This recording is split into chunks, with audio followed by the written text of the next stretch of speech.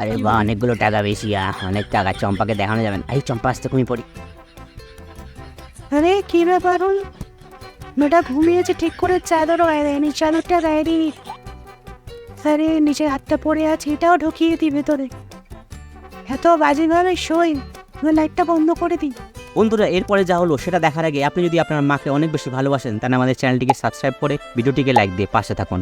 এই তো চলে গেছে, এইবার টাকাগুলো গনি। হ্যাঁ, অনেক টাকা। এই নাও সিগারেটটা। হ্যাঁ হ্যাঁ, দাও। আরে মেয়েটা বদমাস, টাকা পেয়েছে, যাও বেরো এখান থেকে।